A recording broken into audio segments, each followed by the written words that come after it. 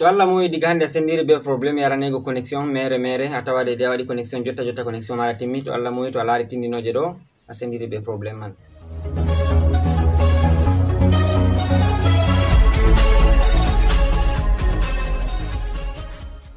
Assalamu alaikum warahmatullahi wabarakatuh. Sakiraɓe wondaɓe jeygol Placo TV, mi silminake dow moɗon, mi hofni on kala ha gonɗon nder duniyaru fu. Ɗum derrawo moɗon Adamu Haruna banta mbowɗen ko nde min ɗon gaddana en application je tindino je fere ha jeygol Placo TV dede nafojum en e duɗɓe nder moɗon ɗo sinkanami dede ko larani hala connection. On mbiyami yake fere on gaɗi connection jotta connection moɗon timmi e ko nandi be majum ni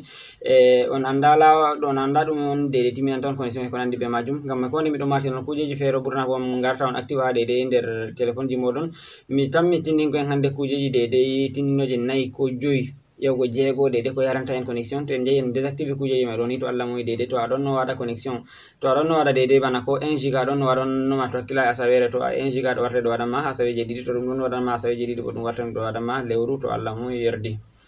Yadde ko mai arande tindinoje de tindinta ni ɗum dede en tindine ha WhatsApp dede ɗume ɓuri yarango ma WhatsApp lawol ngol tokkata désactive dede kujeji yarantama connection ha WhatsApp min tammi tindingo tindinore mai. Nonnon ɗume ɓuri yarango ma connection ha Facebook lawol ngol ayata désactive ɗum kanjum min tammi tindingo. E nonnon ɗume yarantama connection ha YouTube lawol ngol tokkata désactive ɗum kanjum min tammi tindingo en ha nder vidéo ɗo. Nonnon ha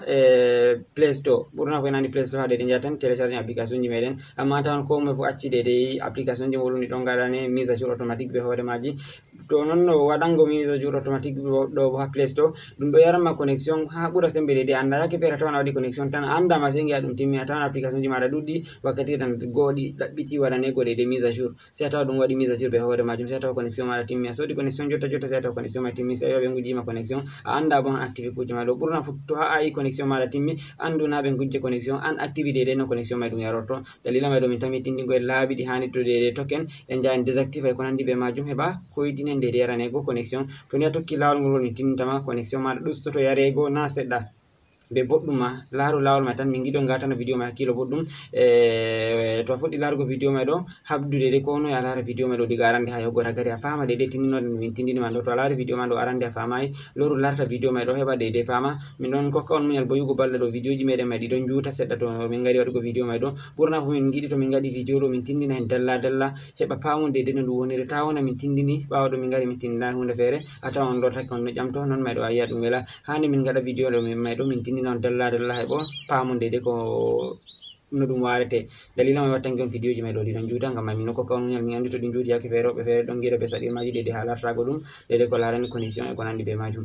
Ngam mai hedde ko nasti nder vidéo mai hankin dede no ka warete min nottoroɓen ɓe abonayi kuseni min nottoro ndaare saragal jungo moɗon ñamoɗon on gel bindi boɗeji ɓeɗo vindi abonné on kabda on abona nonnon tawan gueƴi ma ɗuɗugo cloche de notification ma bo mi wiya lenguru matingo to maɓɓiti lenguru man ɗo on hokkatama kala nde min gaɗi vidéo kesol fu dede ngol warama ɗum matima min gaɗi vidéo kesol. Nonnon ta gueƴite waɗugo like saragal jungo moɗon nanoɗon ɗo mai ɗo nder ko ɓeddata encourage ugo min.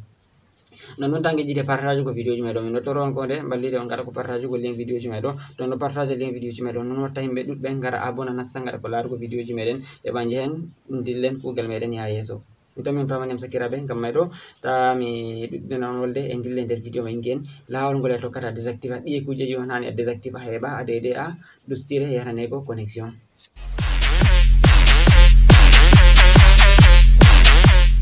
Yawa sakiraɓe arande man noni en mbiyen tindina dede tindinoje kuje ko ɓurdi yarugo connection e dede lawol ngol tokkata ya désactive ɗum. Arande man noni en puɗɗira tindinore meɗen be Facebook. Jotta misalu Facebook yake fere to a nasti nder Facebook a tawan aɗo dilla nder Facebook aɗo lara bindi ko photoji sei a tawa phototata be vidéo fere phototatigo be vidéo mai sei ɗum maɓɓito be hoore majum ɗum waɗa ko waɗugo ko da waɗa play majum ko a maɓɓitayi ɗum be hoore majum ɗum maɓɓito to a yiya ɗum ɗo fiya. To non mai ɗo fijugo vidéo fijata Facebook mai ɗo ɗon nder ko kujeji ɓurduɗi yarugo connection ha Facebook. Lawol ngol tokkata désactive ɗum heɓa ɗum hoytinama yarugo connection ha Facebook. Arande ma noni to a waɗi a nasti nder Facebook maɗa banni hedde ko noon to Facebook maɗa wala mise à jour a habda ya wanna Facebook maɗa mise à jour gal Play Store mi tammi mi hollino en mi waɗino vidéo ji ha ɓawa lawol ngol tokkata wanna Facebook maɗa mise à jour ɓawa to nasti dow majum banni sei a wara dede ha didi tati seragal jungo maɗa ñamo ɗo sei a wara nata dow majum banni ɓawa to nati dow majum sei a dirto less sei to a wari dede ha chatol ngol windi paramètre et vie privée ha chatol avant dernier sei a nata dow magol banni ɓawa to nati dow magol ɗum waddanima babal paramètre ɗo sei a nata dow majum banni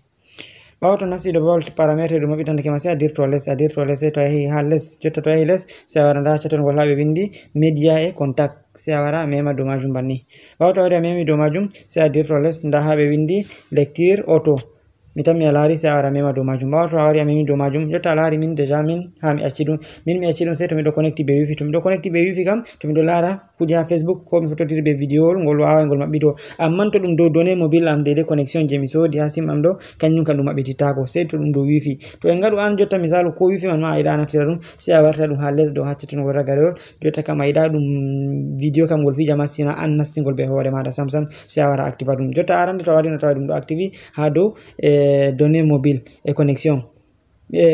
wifi. Diga données mobile maɗa be wifi fu kala ha gonɗa fu a tawa to a wari ni ɗum fijan be hoore majum. To sai a warta ɗum dow deuxième ji ha wifi ɗo, kanjum on dabare mi hokkatama ko amadi wifi ko a wala. Bana min jotta on dari be wifi mi connectiri en andi connexion wifi bo kanjum ka naftira ɗum timmata. To ɗon lawol koyngol ngol tokkata gara désactiva dede vidéo ta ɗum waɗa ko fijugo be hoore majum ha Facebook ɗo ɗum hoytinante yarugo dede connexion ha Facebook. Sai en lotto en tinno dede tinninore dede ko larani hala yarugo connexion ha WhatsApp. Ha WhatsApp misalu jotta to en nasti nder WhatsApp meɗen banni, ɓurna fu ha nder WhatsApp yake feere a tawa ɓe gerɓinoyima message ji ko ha groupe ji ma yake feere aɗon nder groupe ji, sai a tawa message ji ma ɗi maɓɓitake be hoore majji, photo ji ko vidéo ji ko nandi be majum ko audio ji. To an bo a tawa to hakkilama a wawata a heɗitatako ɗi ma yake feere, to kanjum ɗo ɗum ɗon nder ko ɓurdata yarangoma connexion. To lawol ngol a tokkata, to a waɗi a nasti nder WhatsApp maɗa a yiɗi ha a désactiva ɗum, sai a wara dede seragal jungo maɗa nyamo ha toɓɓunta ton ɗo, sai a wara a mema dow makon banni. Ɓawo to a memi dow makon sai a wara nda paramétre ha cato ragarewol ɗo, sai a nasta dow majum banni. Ɓawo to nasti dow majum sai a dirto les, sai to a wari ha chatol ngol hangol ɓe windi utilisation données et stockage, sai a wara nasta dow majum banni. Ɓawo to nasti dow majum a dirto les ɗo, jotta misalu to a wari nda ɗo en utilisant données mobile, jotta to a wari a nasti dow majum, jotta a laari min miɗo acci ko miɗo connecti be connexion am, to ɓe gerɓoyi photoji be audio be vidéo be document ɗum pat majum ɗum wawan ɗum télécharge be hoore majum.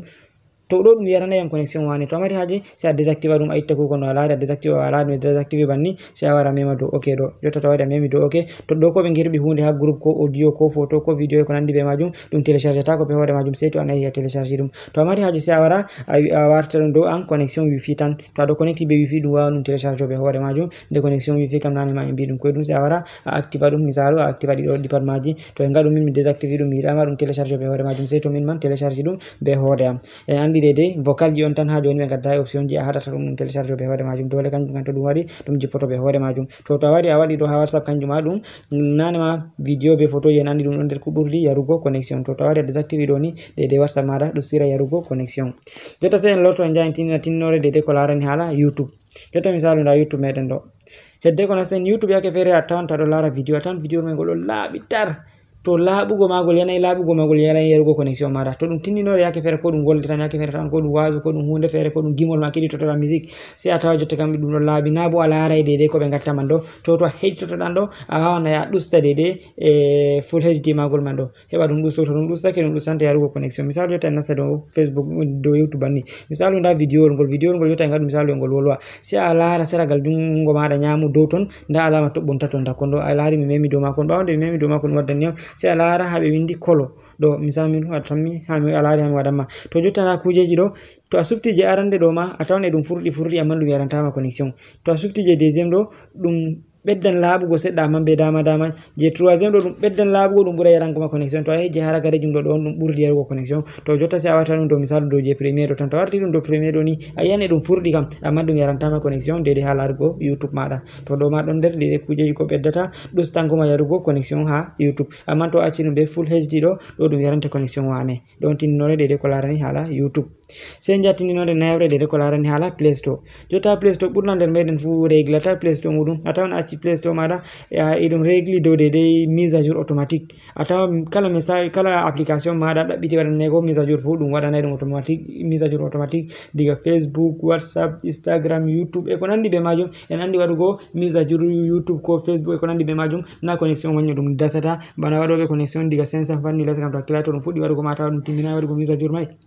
sai tawa connexion maɗa timmi. To arande lawol ngol a tokkata a désactiva ɗum, sai a wara misalu jotta ha dow Play Store maɗa ɗo, nda Play Store banni sai a nata dow majum banni.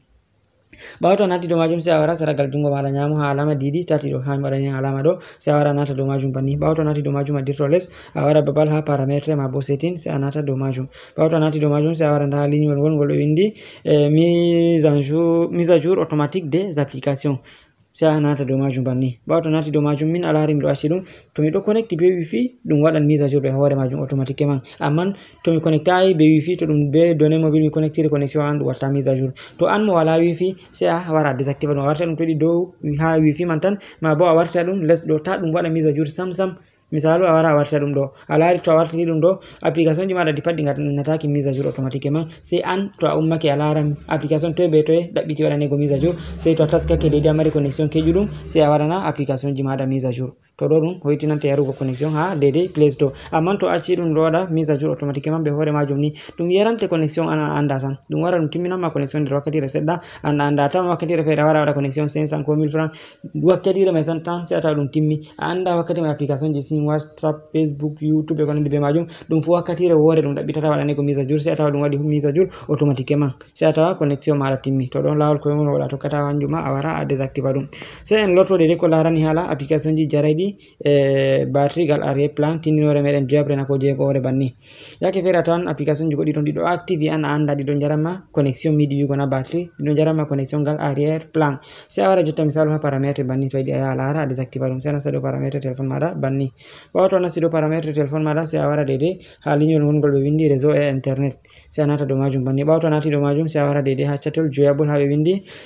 consommation de données, jotta en pota en dida didol boɗewol ɗo ngam no hokkata en. A larani ha ɓe windi deidei a larta alama ɓe windi montre ɗo ɓe windi consommation de données, sai a nata dow majum banni. Ɓawo to a nati dow majum sai a wara nda ha ɓe windi économiser des données, mi tammi a laari nda chatol mai ɗo sai a wara mema dow majum banni. A laari diga memi dow majum a laari ko ngel waɗa ngel ɗo min déjà ɗum active, miɗo active ɗum. To an to a yiɗi sai a désactiva ɗum, hedde ko a désactiva ɗum kam sai a wara nasta ɓe windi données sans restriction. Jotta min a laari application ji tati ɗum ɗum hollam alama déjà application ji tati on mi maɓɓiti ɗum jaranam connexion gal arrière plan, sai a wara mema dow majum banni. Ɓawo to a memi dow majum ɗum waddante application ji maɗa ɗi pat maji. Nda application jam a laari application ji mai ɗi pat maji miɗo désactive yiɗi, sai nda application el ngel mi tammi a laari nda ngel sai be Chrome e ko nandi be majum. To mi dirtotono les ɗo misalu en tawan application 3e mil man, application ji ɗi tati ni mi active deidei jaranayɗi am connexion gal arrière plan. Nda application tataɓum mai ɗo a laari isin WhatsApp en YouTube en ko nandi be majum, nda WhatsApp jam ɗi pat maji miɗo désactive ɗi jaranta am connexion gal arrière plan. Ngam to mi active ɗi ni a active application ɗo yaranma connexion gal arrière plan, to a maɓɓiti connexion maɗa ko a nasta e application mai ɗum ɗo dasanma connexion isin YouTube isin Facebook e ko nandi be majum. Ngam mai sai a taski to a wara ɗo a désactiva ɗi pat majji ɗum wawata ɗum yaranma connexion, sai to an mai nasti yahi laari deidei ko marɗa haaje nden ɗum dasanma connexion. Mi tammi on pami deidei tinninore nde man ɗo.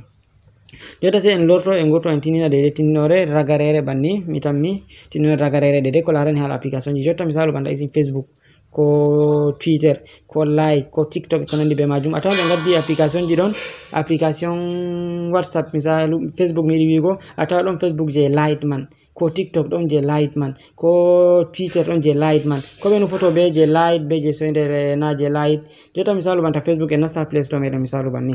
nda Play Store sai nasta en tindina heɓa ɓuron famugo. Jotta to en nasti misalu to mi waranno mi winda Facebook, nda mi windi Facebook, mi tammi a laari nda ɓe waddani nda asali Facebook je bo wiɗon naftirgo nda deidei Facebook Lite. Jotta Facebook Lite o a laari ɓe kolli alama deidei to mi téléchargean ɗum ɓurata hosugo am 1,5 MB, amman to ɗum Facebook original ɗo ɗum hosay yam connexion to hakkilai ko watta ko ɓurata 50 MB, na yiɗi ka télécharge go ɗum ma ɗum fotata. To banni deidei to a nasti aɗo laara ha nder application man aɗo nasti ko Facebook ko hunde feere deidei TikTok e ko nandi be majum ni, to a télécharge application je Lite ɗo ɗum yarantama connexion banta to ɗum asali original application mai télécharge da. Misalu jotta en lorto ɓawo deidei ko larani halat en binda ko TikTok, misalu jotta nda TikTok en bindi, a laari windugo TikTok sadi kanjum ɗum waddani nda TikTok je Lite man les ɗo, nda asali TikTok man bo to je Lite ɗo yarantama connexion banta je kuje ɗo. Nden ko waɗi bo ɓe gaɗi ɗo mai ɗo deidei isin ɓen ɓe téléphone ji mumen RAM majji famɗi, yake feere tawan RAM téléphone maɗa famɗi, to a nasti application sai a tawa ɗum ɗayi ko Facebook a yerɓa yake feere a yiya ɗum yerɓatako, ko a mema dow hunde hedde ɗum waɗa ɗum hosa segonji taw a rena. To isin ɓen ɓe téléphone ji mumen RAM ji maɓɓe famɗi kamɓe on ɓe gaɗani deidei application ji je Lite ɗo. To a wari misalu a winda Facebook Lite misalu banni ha mi lorto bo ɗum heɓa ndaron deidei Lite mai ɗo no ɗum windirte ko deidei no ɗum woniri. Jotta to en gari ɗo en bindi nda Facebook a laari ɗum waddani nda Facebook mai mi tammi a laari ɓe windi nda Facebook Lite LITE light man banni kala application to dum Facebook to dum TikTok to dum like to dum dede an kam ni application je marra haje fu do na warata dede asufta wila ngaya man do se télécharger je light may do dum bedday hoytina ko ma yarugo connexion to tokki tindino je de min tindi mani to connexion ma da wadayno misal to sodino 1 giga to dum wadana no lewru to jotta dum wadante ko burata lewru ma bo to sodino 1 giga dum don wadanno 2 semaines to jotta dum wadante lewru habe ko burata ma to Allah muy yerdi Sakiraɓe mi tammi on daari laawol tindinoje ɗe min tindini laawol ngol a tokkata heɓa ɓe ɗusta dede yarangoma connexion mi tammi tindinore may ɗo nde fottani on ngam may ɗo miɗo yelo kala mo dede activé kujeji ɗo fuu ɓe ɗustiran yarangon connexion may to ni a tokki laabi ɗiɗi min mbima bo a waɗi banni may ɗo to Allah mum yardi ɓe ɗustiran yarugo connexion maɗa mi tammi vidéo may ɗo wala mo larata ngol wiya ngol fottanali ɗum ngam may ɗo min nottorma habdu sen tasala waɗana min alama like seɗagal jungo maɗa nano ɗum yen kolel feere waɗini to memi ɗo magel ngel warti blé non may ɗo ɗon ko ɓeddata sattinango min jokke ya holla min dede to on gaɗi like may ɗo YouTube ɓeddan public vidéo may ɗo heɓa himɓe ɗuɗɓe darangol minon bono may ɗo ka ɓedda encourage ugo min non usen ballite tangueji ɗe partage ugo liye man ɗo ko ha groupe maɗa ko WhatsApp gotel ko Facebook e ko nandi be majum ma bo a hosa liye man ɗo a wata ha statut maɗa himɓe ɗuɗɓe ngam mbawa tokkagal ɗo may jandara vidéo may ɗo non may ɗo yamma a wallitake ɗeɗe hewɓe laari may ɗo a wallitake ɗeɗe bo himɓe minon bo himɓe jeeyi aboni ha channel min non may ɗo bana min mbiyata on ɓedda encourage ugo min non noon maraɓe haaji matotirgo be amin nasta nder groupe jam min je WhatsApp min ɗon matinan gonde toon maran haaji ɗeɗe sin ƴamɗe feere ɗe ƴamoton ɗo min ɗon gaɗa vidéo ji may ɗo e ha nder groupe ji amin je WhatsApp yugo min pota min mbiya andi waɗugo vidéo ji je YouTube ɗo ɗum hunde sande wonnore wakkati ngam may ɗo ɓurna fu goɗɗum min ɗon gaɗa ɗum ha groupe ji meɗen je WhatsApp maran ɓe haaji nastugo nder groupe ji meɗen je WhatsApp nda numéro ji amin ɗon numéro wangota ma ɗum numéro amin Adamou Haruna numéro wangota bo ɗum numéro ko liɗɗirawo am Salih Hassan yawa toon mati min ni min gecce on terɗina to groupe may ɗo heɓa min gata on pamidiren ngam may ɗon jarama sakiraɓe ɗum derɗirawo moɗon Adamou Haruna. Wassalamu aleykum.